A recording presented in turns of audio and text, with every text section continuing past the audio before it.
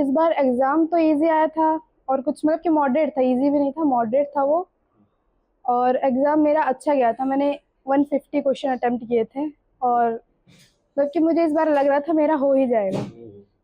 लेकिन फिर मुझे सोशल मीडिया से पता चला कि एग्ज़ाम लीक हो गया है और जो गेस्ट पेपर निकला था राजस्थान में वो उसके 160 क्वेश्चन एग्जैक्टली मैच करते थे नीट के क्वेश्चन पेपर से।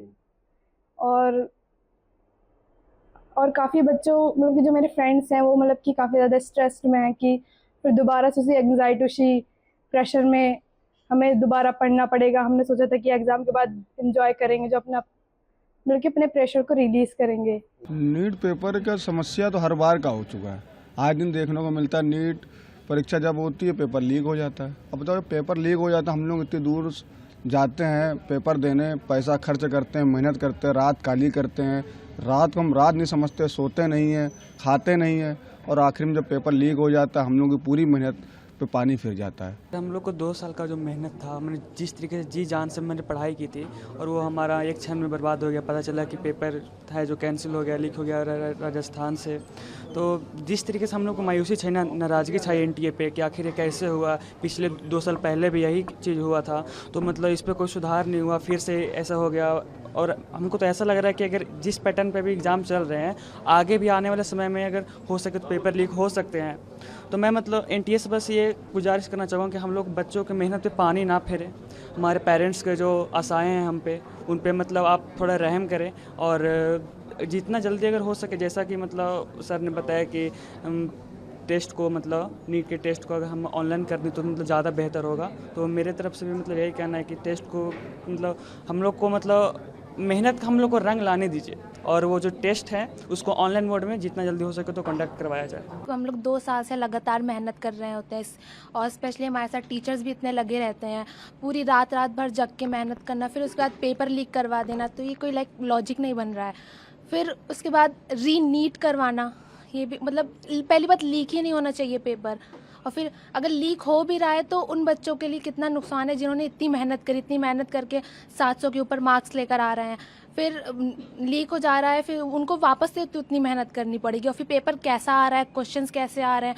2025 में इतना ख़राब पेपर आया, मतलब बच्चे इतनी मेहनत करी सब लोगों ने, किसी का कुछ सिलेक्शन नहीं हुआ, सब लोग फिजिक्स के कारण अटक गए आके। मतलब 2 साल तक इतनी तैयारी करने के बाद और पेपर 23 लाख इतना बड़ा नंबर है और हर जगह सेंटर आते हैं, ऑल ओवर इंडिया पेपर हो रहा है। फिर अगर ऐसे ही एक दिन बोलें पेपर के 10 दिन बाद वो भी कि पेपर लीक हो गया तो पेपर कैंसिल करें, ये कोई बात थोड़ी होती है। मतलब इतना एनटीए इतनी बड़ी बॉडी है, गवर्नमेंट बॉडी है, इतने टाइम से पेपर करा रहे हैं, पेपर लीक हो रहा है और पेपर सीधे कैंसिल। इस पर कुछ मतलब करना चाहिए। इतने बच्चे मेहनत करते 2 साल और मतलब ऐसे ही एक मिनट में उन्होंने मेहनत वेस्ट कर दी। सब एकदम रिलैक्स माइंड से पढ़ाई कुछ नहीं करनी और आप अचानक से बोल रहे हो अगले महीने आके वापस सीट दो, ये बात तो कोई बेकार सी बात होगी कुछ। मतलब मैं 2 साल से तैयारी कर रहा हूँ प्रॉपर एकदम, एंड पूरा मैंने अपना 100% दिया है। और नीट में भी इस बार काफ़ी अच्छा स्कोर आ रहा था टेंटेटिव आंसर की से, 710 नंबर मेरे आ रहे थे और फिर अब ये ऐसे बोल रहे हैं, मतलब क्या ही बोल रहे हैं। सर बहुत बुरी न्यूज़ है ये सबके लिए। इनफैक्ट जिसने भी पेपर दिया है, बहुत सारे लोग के साथ गलत हुआ है और अब वही होना चाहिए जो सबके लिए सही हो। एनटीए को सबको ध्यान में रख के डिसीजन लेने चाहिए। कुछ कुछ स्टेट में जहाँ पर ये चीज़ हुई है वहाँ पर हो तो बेटर है। सब सारे बच्चे अफेक्ट नहीं होने चाहिए सर इस चीज़ से, क्योंकि हर कोई डील नहीं कर सकता है ऐसे इतनी बड़ी न्यूज़ के साथ। आप लोगों ने कितनी मेहनत की थी और पूरी मेहनत सर बहुत मेहनत की थी, 2 साल चाहे पेपर इजी भी आया हो लेकिन अपना 100% दिया था ताकि अच्छे मार्क्स आए, अच्छे स्कोर आए, अच्छे रैंक आए।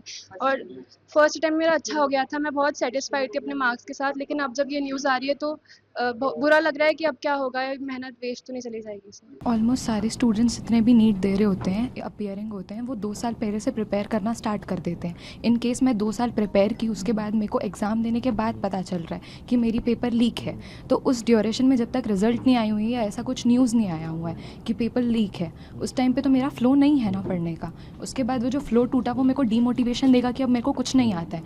मैंने पहले टाइम में अपना 100% एफर्ट दिया था, अब उसके बाद भी कुछ नहीं हो पा रहे। मेरे साइड से कुछ फॉल्ट नहीं था, वो तो पेपर वाले की इशू थी ना, उसमें मैं कुछ नहीं कर सकती थी।